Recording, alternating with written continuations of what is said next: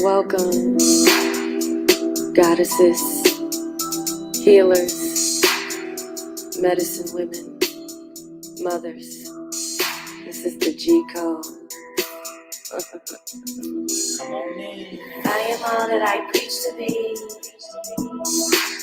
I invite you all to take a leap with me. Astral projecting through frequency. Let's vibe it out, smoke the sleep for me. Keep it enchanted. I am all that I preach to be. I invite you all to take a leap with me. Through frequency. Let's vibe it out, smoke the sleep for me. Keep it enchanted. I really wanna hit a Palm Springs with my queens. We've been manifesting finer things. All our dreams. Rulers of the green reign supreme. Getting cream. Surround myself with ultralight beams. That's the team. Descendants of the kingdom of Kush.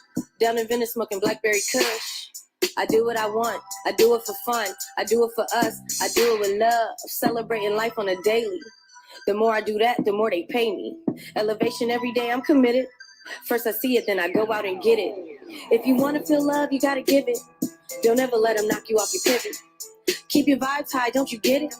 It's a journey, so your work is never finished. If you want to see it happen, write it down. That's law. I usually like to cop it by the pound. For my dogs, keep a couple rose quartz around. For the heart, be confident when wearing a crown. You are art, compassion, forgiveness. Live with more intention. Speak life, give thanks, stay dedicated to ascension. I am all that I preach to be. I invite you all to take a leap with me. Astral projecting through frequency. Let's vibe it out, smoke the sleep for me. Keep it enchanted. I am all that I preach to be.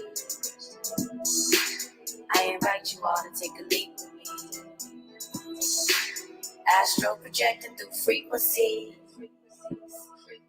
Let's vibe it out, smoke the sleep for me. Keep it enchanted. Tap in, stay in tune with your cycle. Let it flow. Hey, how are y'all doing this evening? This is Soul Therapy Childhood Trauma Podcast. I am your host, Plum Queen. We have our host, Queen Misha. Say hey. Peace, everybody. Love and light. And we have our host, Taquita Scorpio Sun Parker. Say hey, ladies. Hey.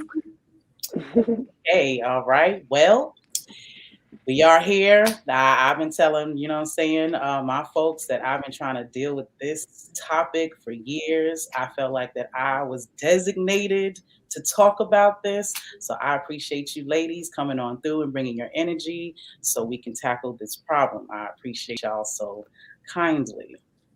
All right. Absolutely. So we just going to get into it and get straight, ain't going to beat around the bush. We're going to talk about why we want to talk about this. And we just going to get on right into it so we can start this healing process. Because you got to get to the root in order to start. You know what I'm saying? All right. So I guess I will volunteer to start. Okay. Okay. So childhood trauma. My why for talking about this is because most of what I have going on and my journey has been based and started with the traumas that I went through as a child. And honestly, to stem from actually my mom and my aunts and my uncles' childhood traumas and how these generational curses are being, recycled. So that is the reason why I am tackling this. I want to save my generation. I want us to do things differently. And I want, either my future children or, the next generation. Some of my cousins have kids. And I would like us to be different and be better than our mothers. So that is my reasoning on why I'll be talking about this. How about y'all? Beautiful. For me, I would say that my why for talking about this is definitely based around breaking the cycle of the trauma, the generational traumas that repeat itself within my family line. Everything from domestic violence to drug abuse to abandonment and sexual abuse. And so, coming from a wide variety of childhood traumas, and, and then having a daughter, basically. Once I gave birth to my daughter, I wanted to make sure that she didn't have to go through the things that I went through. And so, and that my grandchildren, because, now my story is their story. And so making sure that I could, heal myself from the things that I went through as a child in order to secure their mental and emotional, spiritual well-being is my why for doing this. Sure. All right, Miss Quita. Well, my why for doing this is just emotional healing, things that I went through in my childhood. I feel like me and my family have never discussed, and a lot of times people sweep things under the rug, and then that pile gets bigger and bigger and bigger. And if you don't address it, it just kind of boils over. Also, breaking generational curses as well. Just not wanting the cycle to be repeated with my children and learning how to deal with things at hand and face, whatever dark truths that it may be, so that you can make peace with situations and move forward and, have that healing that you need. Mm-hmm. All right. So, as you guys can see, this is personal to us. This is why we are discussing this. And I was while you were talking, Quita, I wanted to look up exactly what childhood trauma means in the dictionary. So we can see what they say it is, and honestly correlate that with our actual experience. Okay, so it says childhood trauma is often described as a series of adverse childhood experiences. Children may go through a range of experiences that classify as psychologically trauma. These might include neglect, abandonment, sexual abuse, and physical abuse, witnessing abuse of a sibling or parent, or having mentally ill parents. Okay, so several of those things, what I'm saying, I can, I resonates with me. Right, Now, right. me personally, sound like somebody wants to say something. No, we're just No, agreeing. y'all agreed? Okay, gotcha. Okay, so for me, neglect and abandonment is my biggest thing. You know what I'm saying? So I guess I'll get into my story. Well, pretty much my mom, she grew up with both of her parents. But my grandparents, they came from down south. They wasn't very educated. And from my perspective on how I see it, they were forced to be in a relationship because of their religious practices. Down south and, in Christianity, they believe once you have children, with another person, you have to automatically get married. So that's what they did. They got married, not happy, not really in love. They kind of was just attracted to each other, but they were forced to commit to one another, and they had 7 children.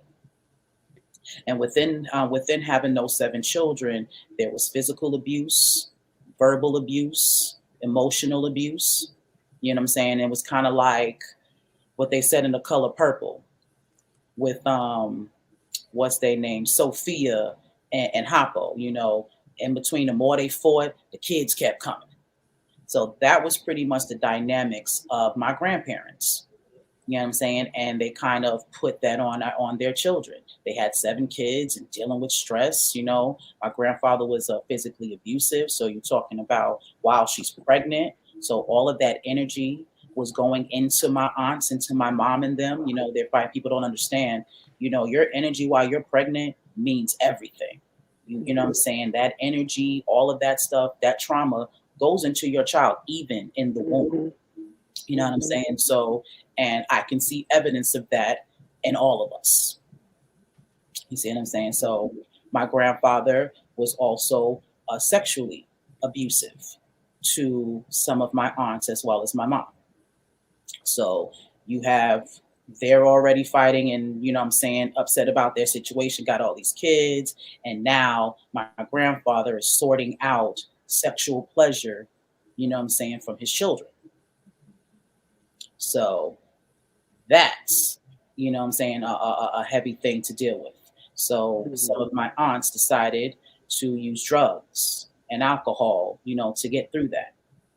And then they had children, you know what I'm saying? So it's just year after year, just it's just this cycle, you know what I mean? And it has to be broken.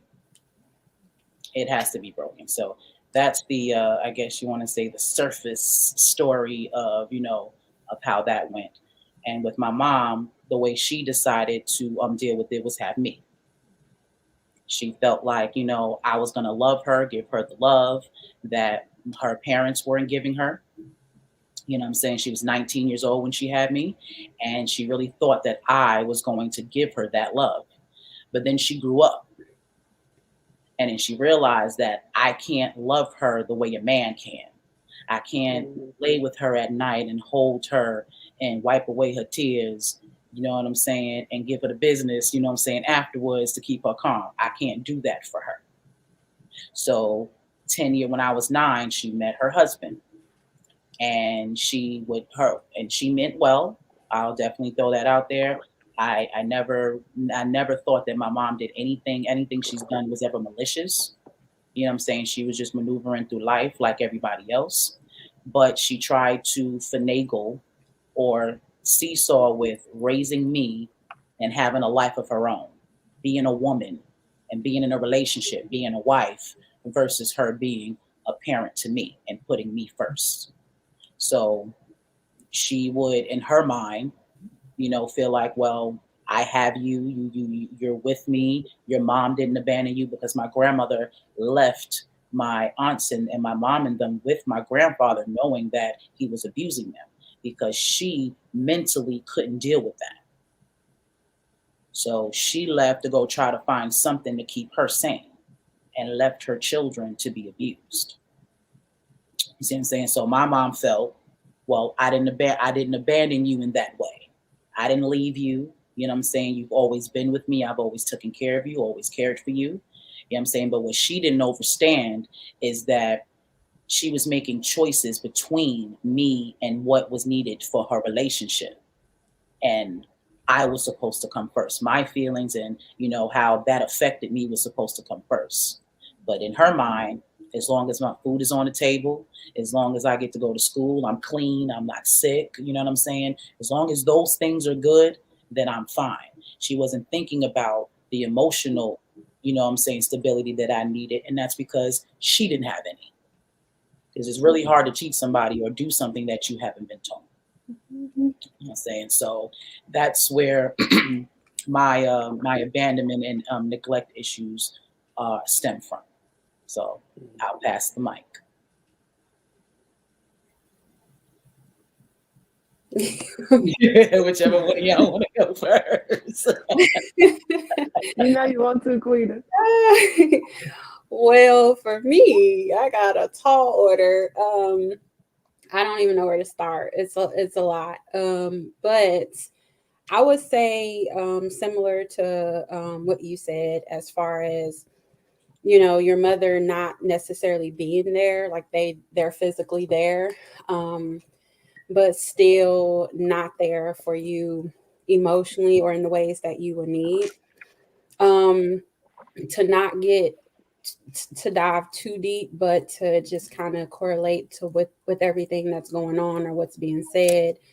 Um, like me, I honestly felt neglected by my mother and my father. It was things that was my mother was married to someone else, not married to my father. Um, Me and my brothers and sisters, we all had different fathers. So my father was present, but again, he was not present. So I would physically see him, but emotionally, I did not. He was not available to me for whatever reason.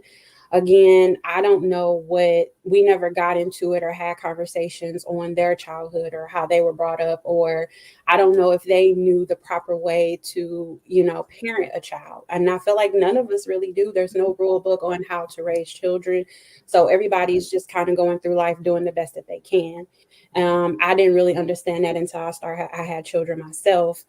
So I held a lot of like resentment and like anger and frustration against my parents because when I was going through a lot of stuff, there was abuse in my home, drugs, a lot of stuff going on in my home. And me as a child and my, having my father there, but not there, it's like I wanted my father to be like my Superman.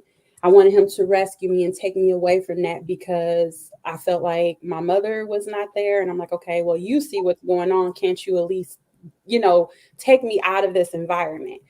I never voiced these opinions. I never said anything to anybody about this. This is like my first time really publicly, like really saying anything about it. But yeah, I wanted my dad to be my superhero. Like I wanted him to take me out of that environment. He didn't. So I have had abandonment issues from both sides. So like that affected me as I got older and dealing with men, like I had that attachment to men, to where I was being done wrong, whether it was mental abuse or, emotional abuse or whatever, just dealing with stuff physically and just not having that proper upbringing as a child and not having, my father there, or not pretty much seeing an example of how a man should love a woman. I kind of went into situations and connections and not really putting myself first because I didn't know how to do that. And it's really hard for you to kind of grow up and deal with a lot of stuff that I dealt with as a child and be okay. Like you said, your aunt and, they went to drugs and alcohol. I'm grateful and I'm thankful that I did not turn that way because a lot of people do that to kind of cope. Is a coping mechanism to cope with their, the abuse or abandonment or whatever the case may be. So it's really hard to go through that. So I'm glad that, I took another route. I would say that my spirituality has also helped me get over a lot of those hurdles. My grandma had me in church like every Sunday, and that was just like, the tip of the iceberg. And from there, I discovered like a whole thing, and even to this day, and, learned different gifts that I have and I'm using them now to help and assist other people with their own traumas and things that they are going through. So it's something that I love to do. I love helping people. I love talking to people. I love assisting people when they're really in a lot of stuff, because I didn't have that. I didn't have anyone to talk to about certain things. I had to like bury it and keep it, you know, in and like again, sweeping it under the rug and ignoring the elephant in the room. So, my spirituality helped me with a lot of stuff. I had to do a lot of self healing on my own. I didn't have those conversations with my parents. Um, it's something that does really need to happen, and not just with my parents, but with my siblings as well, because I didn't just go through it on my own. We all went through it together. And a lot of like I had a conversation with my sister and like we discussed, like she said she feels like she has PTSD for just a lot of stuff that we endured as, kids. So and we're trying to break the cycle. We don't want to, trickle that down to our children. So we're trying to show them a different way, a different path. And like, because of the things I've gone through, I'm very transparent with my kids. I'm very open. I'm very attentive to their needs and their emotional needs. Like, I have a very open book with my kids. They know they can come to me and talk to me about whatever. Like, at one point in time, my daughter came up with the idea of us all getting together on Wednesdays and I let them just tell me anything they want to tell me. And I don't hold anything against them. I just let them express themselves and tell me what they feel or, what's going on. And then we just kind of assess and go from there. And that's something that we kind of started. And so I think that's something that's healthy and something that's good to kind of move things forward and to kind of get that out there so that your children won't experience the things that you experience growing up. And I've even been very transparent with my kids about the things that I've gone through, as a child, so that they can understand, like, look, y'all got it good, okay, compared to what I've been through. So not to just kind of compare or anything like that, but just to let them know, or let them see, another side of things and how things can easily be just crazy, and how it's kids out here that's going through stuff that I've been through when I was younger. Right. They don't have anybody to talk to and they're struggling. I have contemplated suicide several times when I was younger because of the things that I went through and not having anyone there. So it's just a lot. And I just don't ever want my children to feel abandoned or neglected or that they don't have anybody because I'm here, I'm mom, I'm going to be here. I don't care what's going on. You can always come and talk to me. So I always have that open door policy. And, I just wish that, I wish that people would take from this and take whatever they can from this, the positive from this, and just kind of use that to their benefit and in their life if they have children or things that they've gone through. And I hope that it encourages people to kind of deal with those issues and face them head on if they are dealing with any kind of trauma, to reach out to whoever may have caused it or had a deal in it, and have those healthy conversations to heal and grow and move on for those things, because a lot of people don't know that they have hurted people or have caused somebody trauma, and they're just living their lives. And I just really feel like I said, I have to forgive for myself. Like, I didn't get an apology from my parents or anything for anything that happened, because I just realized, like I said, as a parent, when you become a parent, you just kind of realize stuff like, they're just going through the motions just like you are.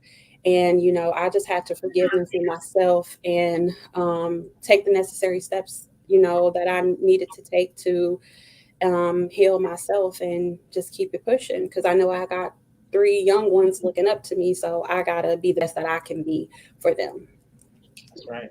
Yeah. Quita, I'm very impressed with that. I was holding back because, like I said, I'm interviewing folks, so I'm used to having questions. But that idea of having one day where your children are allowed to speak to you and ask you anything or tell you how you feel, that is major fucking key.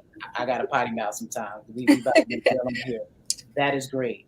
Yeah. I would employ everybody to do that. If you haven't been doing that, this is 2022. You need to start doing that. Allow your children to be transparent with you. You know what I'm saying? That just goes into other stuff, all the child trafficking that's going on. A lot of that stuff will be eliminated if these children were comfortable to talk to their mom, to their parents. Yeah, because a lot of times they're scared to talk to their parents. They are scared of judgment or whatever. Like, I tell my kids all the time, I don't care who you love, what you do, like how you decide to live your life. Just be open and honest with me about it. And that way we can address the situation head on.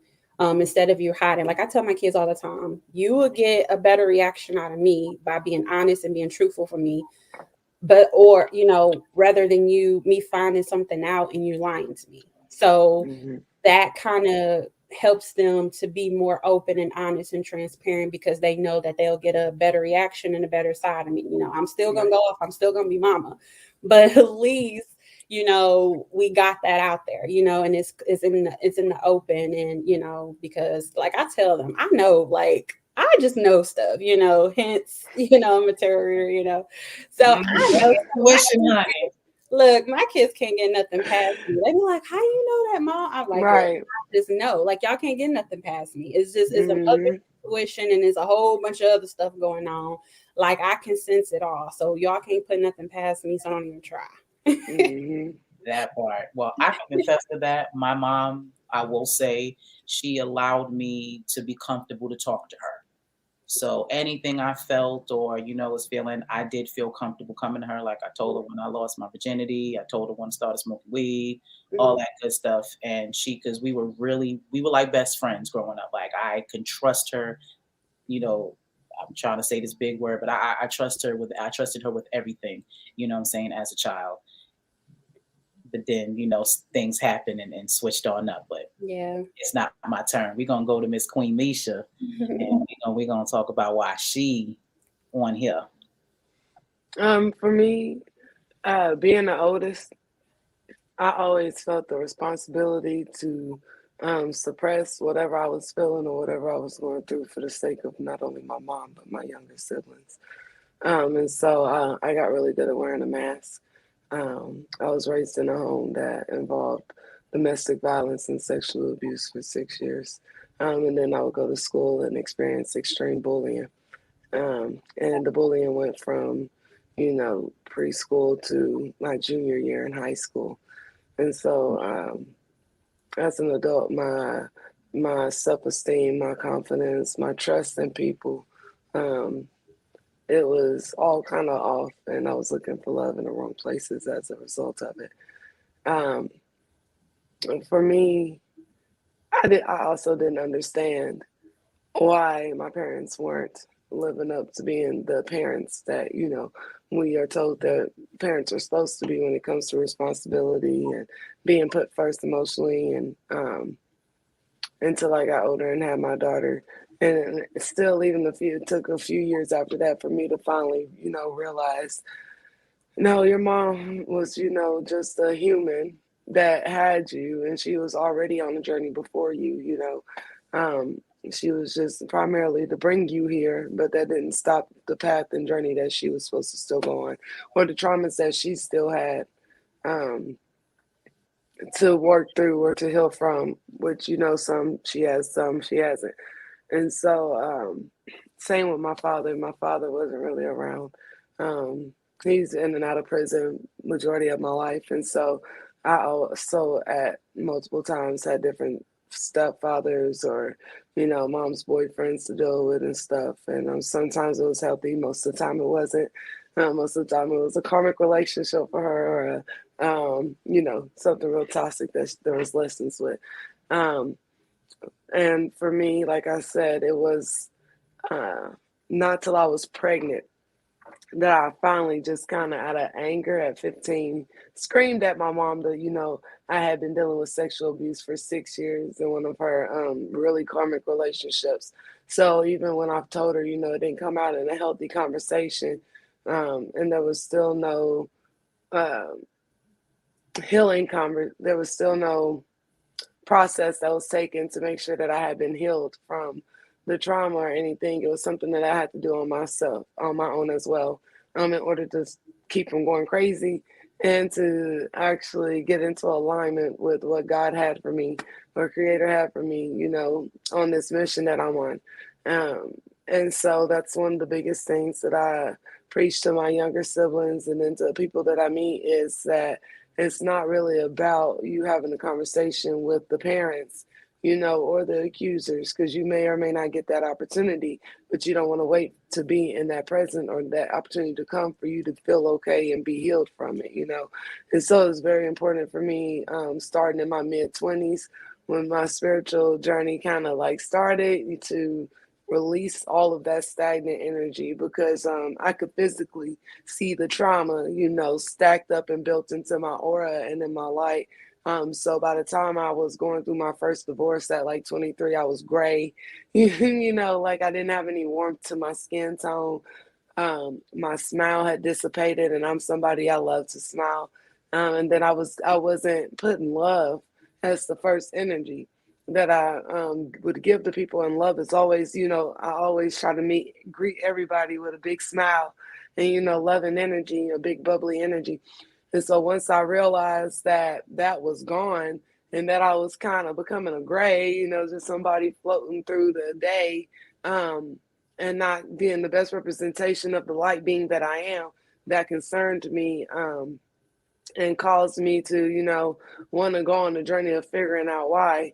I had to go through a hysterectomy at a young age, um, as well as just divorce and some other things. And so, seeing how my childhood traumas kind of caused this ideal and programming within me, and the way that I moved at the time, um, it was easy to see how that had translated into my adult life.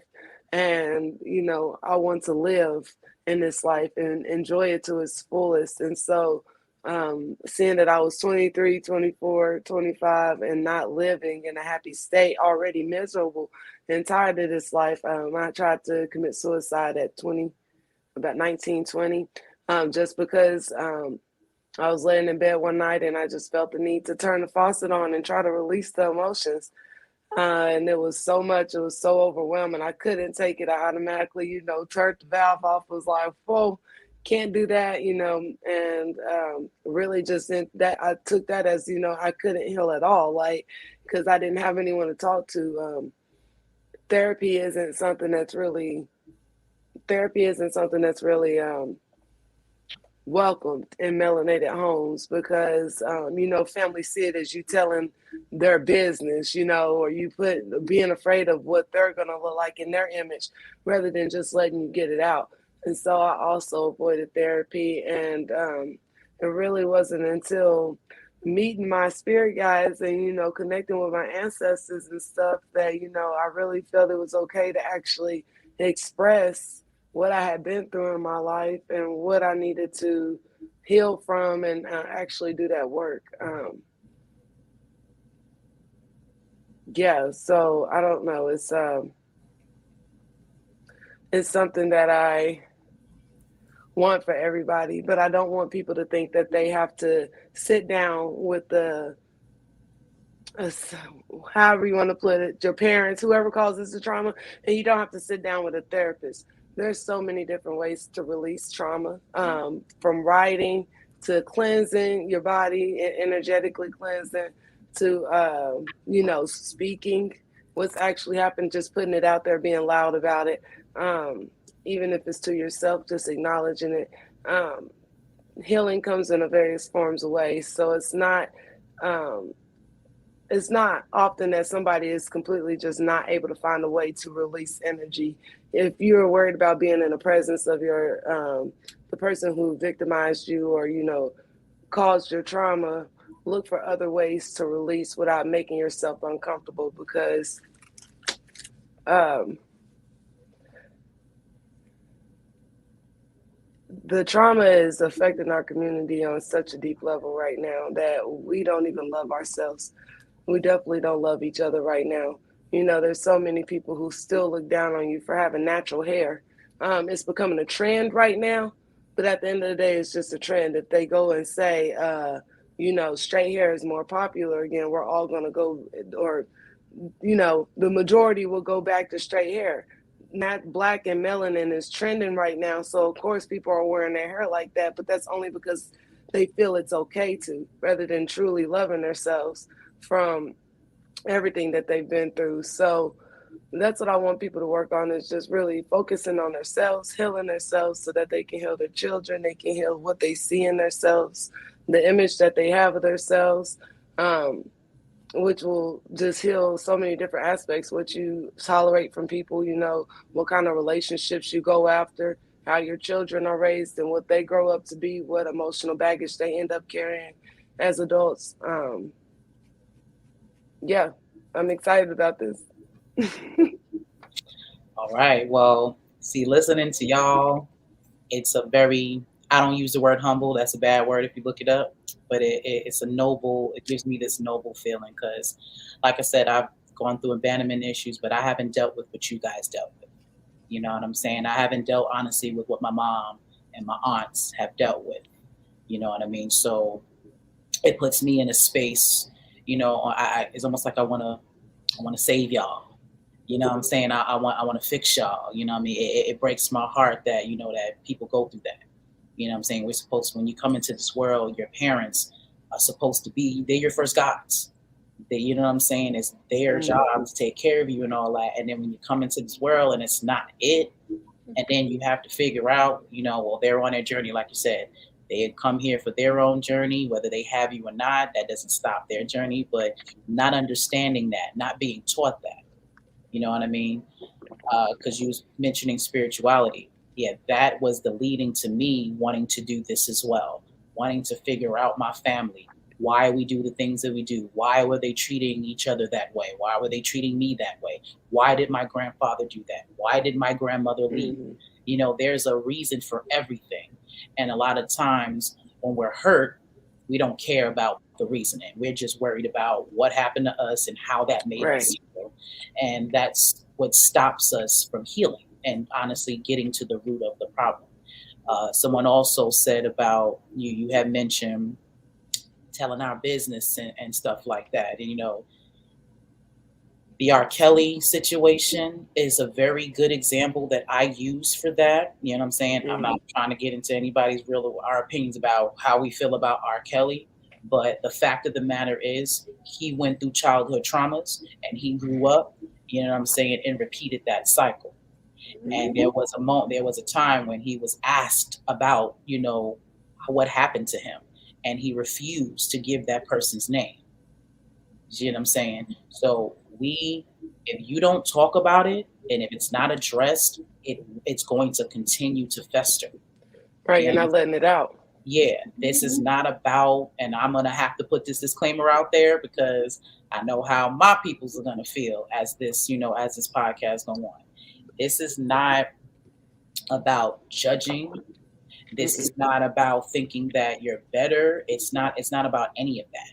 It is simply addressing the issue so you can fix it. This is not talking about you or telling your business or anything like that. Right. Because technically this is our business, and this is something that I want people to understand.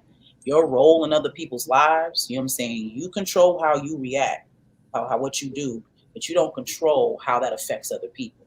Right. Or how So they heal from it. right.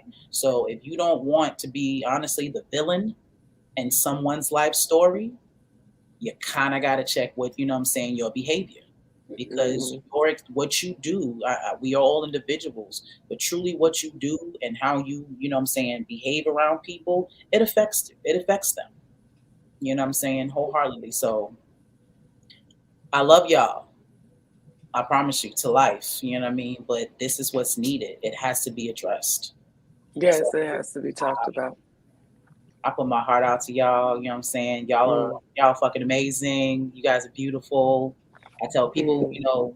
like this wasn't traumatic compared to what this was nothing. You know what I'm saying? Compared to because my arm was healed in 3 months. You know what I'm saying? I had my issues and all that, but I've never been violated. A lot of my confidence comes from, me having certain securities, you know what I'm Mhm. saying, growing up. So to have that taken from you, it saddens me. I have siblings as well. My dad, I don't talk about him much because I guess it would, him being he was supposed to be in my life, but I don't see him not being there as a childhood trauma. I low key feel like that was one of the best things that ever happened because Right. he has mental issues. That whole side of my family has mental issues, and I don't think I would have taken my accident the way that I did had his energy and me connecting to that DNA. Mhm. So I'm just grateful that for his DNA, for them chromosomes, the hair, and you know what I'm saying, and all that good Yeah. stuff. You know what I mean? But David Banner, I think I said this before. David Banner has said something like this where his biological father was terrible, beat on his mom, said some really nasty things, but his mentor had told him, you know, your father, I think his father plays about 13 instruments. So if you know David Banner is one of the best producers, you know what I'm saying, in hip hop. So he got all of his musical talent from his father. So that was his father's purpose to simply Mhm. put that in him and keep it trucking. He had a father. His mother remarried, so he had a father figure. He had someone Mhm. that was to be his example. But his actual biological father was only supposed to provide him with the DNA to be him. You know what I'm saying? So that's another point that, when we're talking about, when we're getting through this, to understand. Because I know a lot of people are gonna feel like, we're just attacking. Nah, we overstand. One thing Mm-hmm. I can say though, regardless to any of the traumas or just a lot of stuff that I've been through just over the years growing up, one thing I can say is that, if you would have asked me 10 years, 15 years ago, I probably would be like, probably still angry or frustrated or having whatever type of feelings. But today I understand that no matter what it was, good, bad, or indifferent, it all has shaped and molded me to the person that I am today. So Mm-hmm. for every, person that broke my heart, every situation I went through as a kid, all the ups and downs, I just say thank you to those people. Thank you for those experiences. Because of those experiences, I am the mother, the friend, the sister, the woman that I am today, and I am proud of that person that I am. So I don't hold anything against anybody. I have Yeah. forgiven them, even if they have not, physically said, I'm sorry about it. I'm still forgiven, and I'm okay. I'm just grateful that, because it could have been so much worse. Um, Right. so much worse, and I'm just glad that I had the strength. Um, you know, some people just don't have the strength, and some people are just not as strong enough to get through certain things, because they don't have the spirituality or whatever the case may be, to get through certain things. And I feel like that's why it's people like us, that God put people like us here to assist and help people that are going through things and that don't have the strength or, the knowledge or whatever to go through things. So I look at my past as it was, just like a book, for other people, and they're reading my manual and they're looking at what I've gone through. There's a lot of people that come Mm-hmm. to me with stuff, and I'm like, look, honey, if you know what I went through, like this is not, and not to downgrade anybody's struggles or trials or tribulations, but if you just look at the bigger picture and you just look at it as it's something that is meant to be, Mm-hmm. no matter how bad it is, you have to always look at the positive in life, no matter how dark or ugly it is. It's all about perspective. Like I literally Mm-hmm. tell all my clients this, I tell myself this, say this to my kids. Like it's all about perspective. Change your perspective on your Mm-hmm. situation, and your situation will change. Okay. So you just got to stay positive no matter what. We all get down, like people, woe is me, we all go through it. You're not the That only victim mind state that they one teach that us to victim kind of mindset. stay in. Yeah, Yeah. and people feel like, oh, and it's not, like I said, not to downgrade anybody's situation, but we all go through shit like all the time. You ain't the first one, you ain't the last one. This ain't gonna be your only time. Yep. So you got to change your perspective. You got to change your mindset, and you just got to keep pushing. And especially when you are a mother or a parent, you have to think Mm-hmm. about your children, and you have That's to a like, look, responsibility. yeah, you got to, and it just comes with the territory. They ain't asking Mm-hmm. here, so you got to do what you can. I think back to when I was a child, and I'm like, I didn't have that. You know, nobody there for me like I needed them to, and I just strive myself on being there. Like my kids is number one. I don't Mm-hmm. care. They're number one. Because just like as you said, like I feel like, my mother put men before her children. And Mm-hmm. that was very hurtful. And like me now, I would never put a man before my children. Like, I'm sorry. Like you only got one chance and you go. Like Right. I just don't have the energy for it because I know what it does. I Mm-hmm. know the effects that it can have. So I would never do that, So my kids is always number one. So it's just a lot of stuff that, like I said, had I not gone through, I probably wouldn't be who I am today. So, in spite of whatever it was, good, bad, or indifferent, I'm forever grateful for the Yes. experiences. And I'm just going to keep pushing forward. That's all you can do. That's what I often say. And do. Go on That's what and I say it. often to say is that my life is an obstacle course. And so every trial and tribulation I went through was me being the warrior I am, getting through that course so that I could have that to help other people with. And so we're going through a array of traumas. Each one, I'm like, oh, well, I see how I could help this person if someone came to me talking about this or this or this or that. It's like, so really, I was just strong enough to handle it. And there's so many people, if you look at the suicide numbers and rates of America alone, there's so many suicides. And it's because those people don't feel like they have anyone to relate to.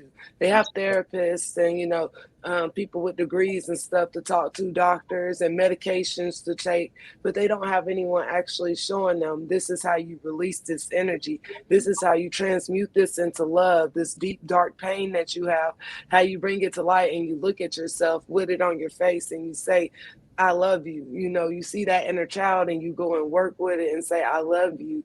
I'm here for you, because you don't need someone else to do that. You can do that for yourself. And so, being able to, do that for people and then meeting sisters like you two, who we have our own journeys that we've been on, but there's so many similarities, and being able to, have platforms like this where we can now talk and talk confidently about it, using our throat chakra to its full extent. It's a very powerful experience, to be a part of. And I think that a lot of people, I really can't wait to be live next Saturday because, I feel like a lot of people, it's about to be lit, like the conversations, the release, I do a lot of energy healing. And so it's okay if this conversation sends triggers and stuff, we got it covered to make sure we have some sort of energy cleanse, some sort of foresight given for you guys. But yeah, just be prepared to be authentic. Nobody wants a perfect Patty, right? Nobody wants someone who's like, I have everything together and, nothing bothers me. And my childhood was perfect, even though it may or may not have been. Like, we don't like to see the raw, but the reality is there's a lot of raw, okay? Like, no one just goes through life squeaky clean with no hurt and they just are able to automatically get by it. You suppress it. And so being able to be real with yourself through this series is going to be crucial to this actually being beneficial to you guys. Absolutely. We want to make sure that we're being authentic with you guys so that you feel the comfort to be authentic with us, And so I'm really excited about this. Yeah. Again. Yes, I am too. And Again. That goes to honestly what my platform period is about. I'm literally using myself as an example to show you that it can be done, as well as showing you how human I am. We're all human. We all make mistakes, but that doesn't mean that you can't, learn. That doesn't mean you can't grow, and that doesn't mean that you're a bad person. Right. You see what I mean? See, most people, we see the end result. We see like most celebrities and our mentors, they're already at success. You don't get to see, the road that they took to get there. So I feel like it's my job to show, the world, Right. my process, not just the end result. So you can see in real time that it can be done. Mm-hmm. Because most people look at successful people, oh yeah, it's easy for you to say because you're successful. Right. It's easy because you're there. Well, what about the other years that it took before I got there? The in between. Yeah, the in between. So I'm showing the world the in between. Yeah. So you know that it can be done. So I think that is a great intro to this, because this is very multifaceted, very layered. So I think we should leave it here, and wait for next Saturday. I appreciate y'all sisters' energy and being transparent.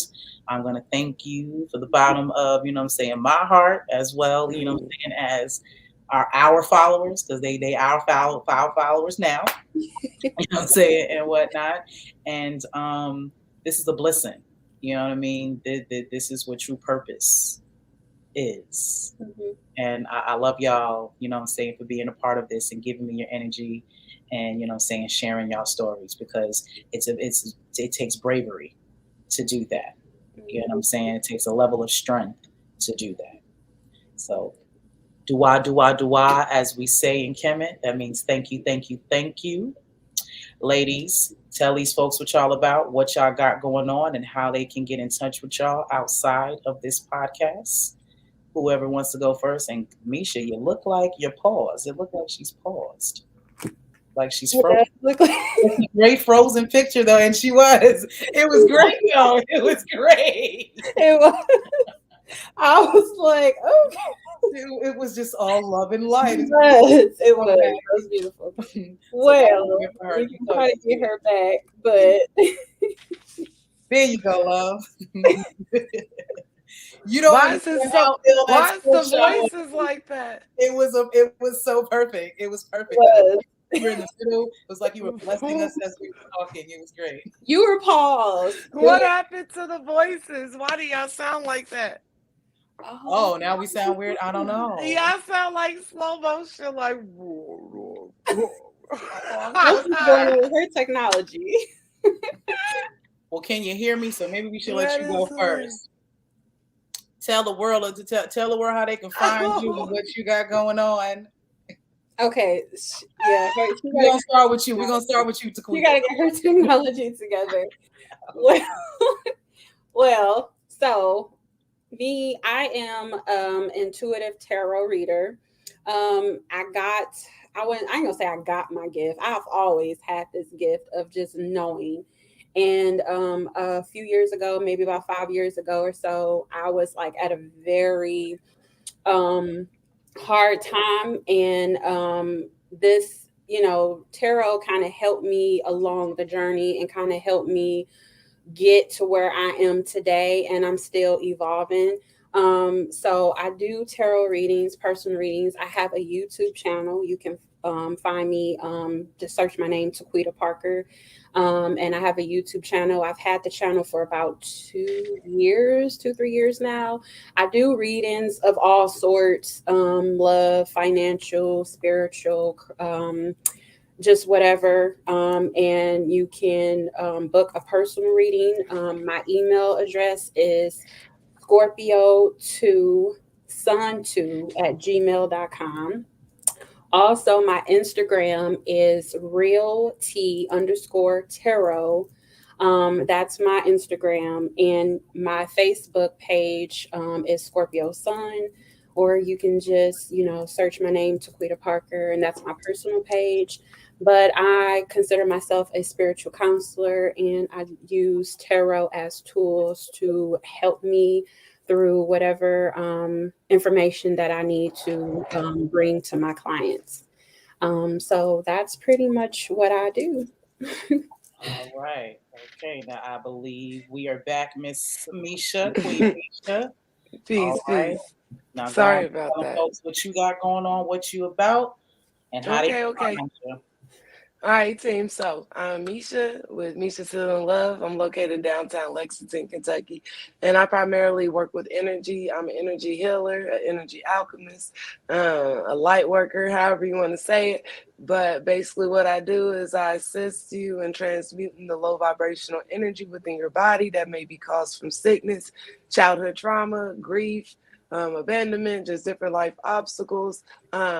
Energy is, or emotion is energy in motion. And so when you experience the low emotion, basically that's low energy that enters your body.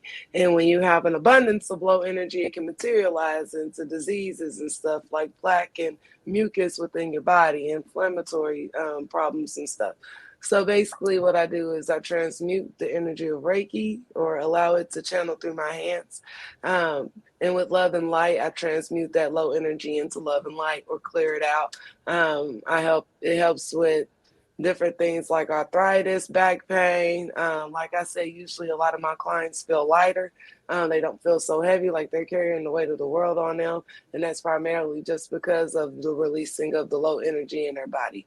So that's my primary thing. I do readings, but I don't feel like that is my primary gift. I'm thankful to be able to connect with the people that I do, but that's not my primary goal. My primary goal is just to help release and remove the low energies within your aura and your physical body so that you can be and feel as light as possible. So you can contact me at Misha's Love Tribe on Facebook. Queen Misha Miles on Instagram. And then I don't have a YouTube yet because I just, people, technology. And so, I'm working on that. But so Instagram, Facebook, TikTok, I started doing mini Reiki sessions there at Celestial Reiki 33. And my email, if you like, I do distance as well as in-person sessions, and that is mishatillinglove@gmail.com.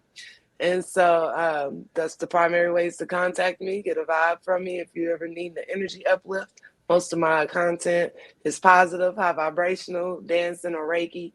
And yeah, so come check me out. Hit me up if you need anything. All right.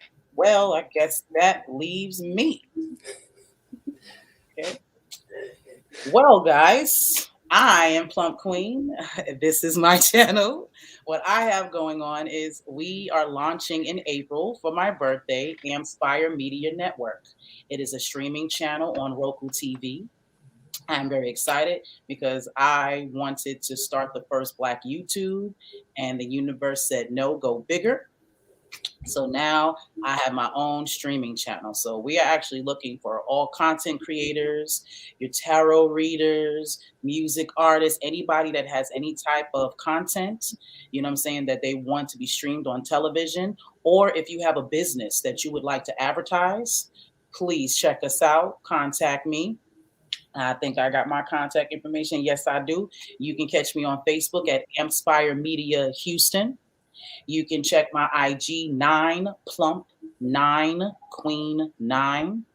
You can catch me on TikTok at Spiritual Amputee. I also have an Anchor account. So if you're someone who don't really do the YouTube thing or the visual thing, you can always go on to Anchor to listen to all of our podcasts. And that you can also catch it on Google Podcasts, Apple Podcasts, as well as Spotify. So y'all gonna get this inspiration by any means necessary. Okay. What else do I have going on? This podcast, y'all should definitely make sure y'all tune in every Saturday rising. Okay, we're going to be going live from now on. This is pre-recorded, but we are going to give y'all that live energy soon. So I am very excited about that. I know the other ladies are as well. All right. What else I got going on? Man, I'm a travel agent. I got a lot going on. Y'all gonna find out, as this, as this goes on. I got a lot going on, but for right now, my biggest focus is launching this streaming channel, Inspire Media Network. I'm excited about it. I also am starting a Patreon next month. I have been noticing that even though this is about childhood trauma as an amputee, I know there's a lot of people who are dealing with traumas where that is concerned. So my Patreon is going to be geared solely on helping amputees, figure out their life and heal emotionally, mentally, and finding, their light and their purpose to get through, losing a limb or, losing something that they feel that was extremely important to them. Because, a lot of people feel like life is over once things like this happen. And that's so not true. So I wanted to build a platform where I can show you, in real time, that it can be done. So look out for that. So I believe that is all we have for right now. Miss Misha came back. There she go. It's 11:11. Make a wish. Oh, yes, I was going to say the same thing. Watch your word. Watch your word. I love this. It ended on 11:11. Yes. That's what I'm talking about. That is the fun. All right. Well, love y'all. Appreciate the time and energy. And remember, we are here to heal. This is Soul Therapy, Childhood Trauma Podcast. Y'all enjoy the rest of y'all's evening. See y'all next Saturday. Bye. See y'all next Saturday.